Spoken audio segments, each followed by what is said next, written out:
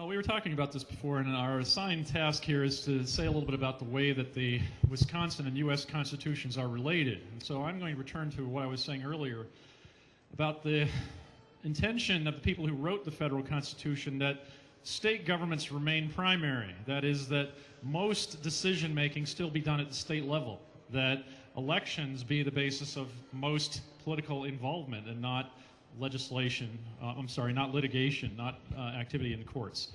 Now, one objection that people have made to this is the idea that, well, we've had over the last century federal courts invent a lot of federal rights that didn't exist before. So, for example, the questions of freedom of speech and press and gun rights and cruel and unusual punishment and these kinds of things, federal courts have begun to enforce these concepts against state governments, even though the federal constitution does not entitle them to do that. That is, even though the so-called incorporation doctrine under which they've done these things is actually bogus and not founded in history at all.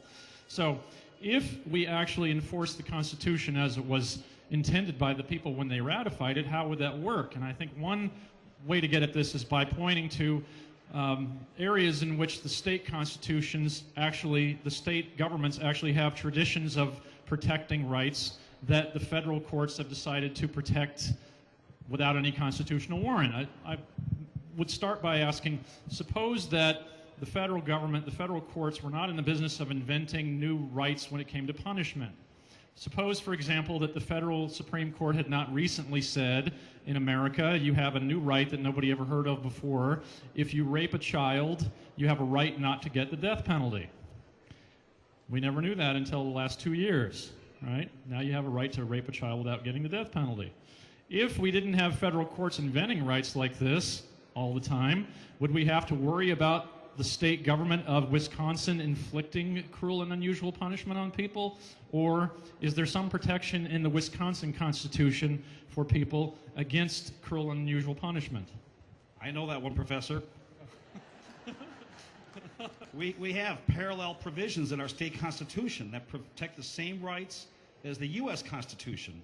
Matter of fact, the right to legal counsel for indigent criminal defendants was guaranteed by the Wisconsin Supreme Court almost 100 years before the U.S. Supreme Court. This is back in 1869 or 1870. Our constitutions concerning presumption of innocence and release on reasonable bail are actually stronger than the protections given in the United States Constitution. So I think what the professor is saying, as I understand it, is, the federal courts use this incorporation doctrine really as an excuse to be able to micromanage state laws and overturn state laws they disagree with, while they're telling you that they're doing it to improve or protect your rights. But that's not true. You've got rights in the state constitution that are at a minimum what the U.S. Constitution provides, and in many times they're greater than what the U.S. Constitution provides. And so cruel and unusual punishment, yes, it is prohibited in the state constitution, but the death penalty for child rapists is not prohibited. Well, imagine that. So what we've concluded is that the people of Wisconsin, like the people of other states in America, have never created a child rapist-specific protection. Surprise. Only a federal court would do that. It's actually, you can look at other areas in which people who are advocates of expanded federal judicial power say, if we didn't have this expanded federal judicial power, we would live in tyranny. We'd have 50 individual tyrannies instead of one great big free America. So I go to another very significant right that we expect, or that we think of as being a federal right, the right of freedom of the press. If you read the First Amendment where the freedom of the press is located, you see that the freedom of the press mentioned in the First Amendment was a right only against Congress. That is, it was a protection of people against the federal government. The Bill of Rights was intended to protect us against the federal government and leave control over, again, gun rights, press, speech, and so on to local governments, meaning state governments.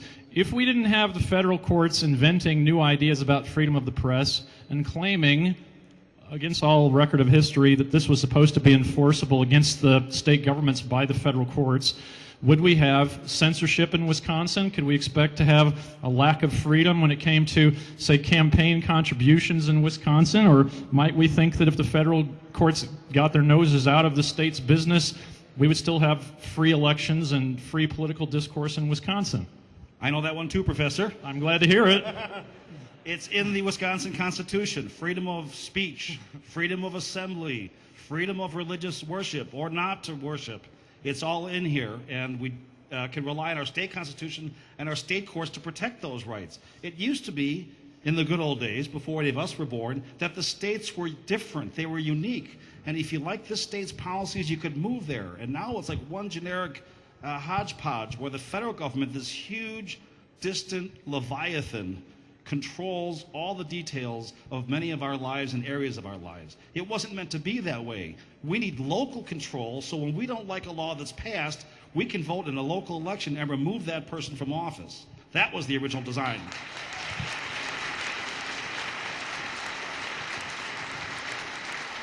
Distant leviathan controls all the details of many of our lives and areas of our lives. It wasn't meant to be that way. We need local control, so when we don't like a law that's passed, we can vote in a local election and remove that person from office. That was the original design.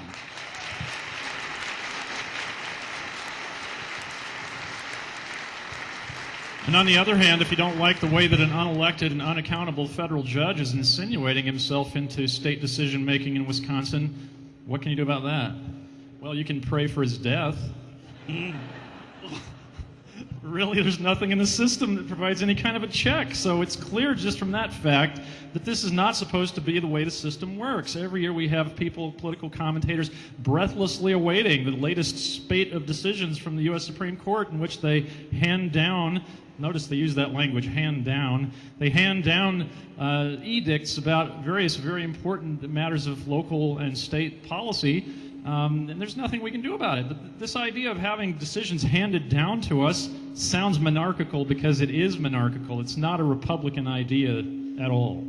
That's right. And on that note, there is a movement in Wisconsin to remove judges from the electoral process. They want to do something called merit selection. Nothing could be further from the truth. There's nothing meritorious about it. You need to keep judicial elections in Wisconsin to hold judges, along with everybody else who has influence in the government, accountable to the people. So resist that to the end.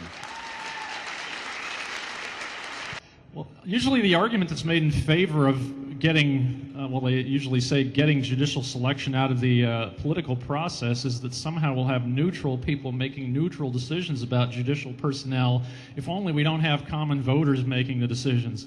And of course, we know those neutral people making those neutral decisions are going to be Democratic and Republican politicians, either on an election board or in the legislature or wherever the proposal would have those decisions being made. So it could be that electing judges is a bad system, but every other one is definitely worse. I'd agree. Not perfect, but the best we have come up with so far. So we need to fight to keep judicial elections in Wisconsin. So as a non-Wisconsinite, what is it about the Wisconsin Constitution that I need to know? What's its outstanding positive feature? That you have greater rights here than you do in many other states, and greater rights from our Constitution than the federal Constitution could give you from the federal government.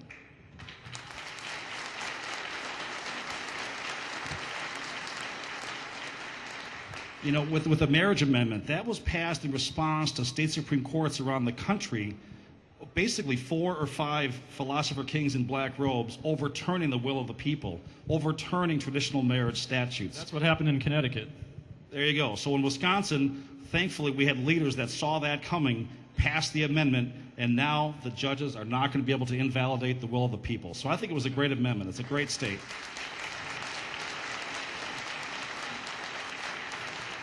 Well, my own feeling is, regardless what you think of a particular policy initiative that's sprung upon you by these judges, it's always a better idea to have Republican decision-making than to have unelected and unaccountable people making these decisions. And this is especially true when you think about the fact that, and I know this because I am one, lawyers in general are just contemptuous of average people's morality. That's the bottom line. They have a different way of seeing the world as a group, and that you can see that in the decision-making of the U.S. Supreme Court over a long period of time now. They have different ideas about religion, they have different ideas about marriage, they have different ideas about guns, they have different ideas about the way criminal defendants ought to be treated, punished, and certainly about the way victims ought to be treated in the process.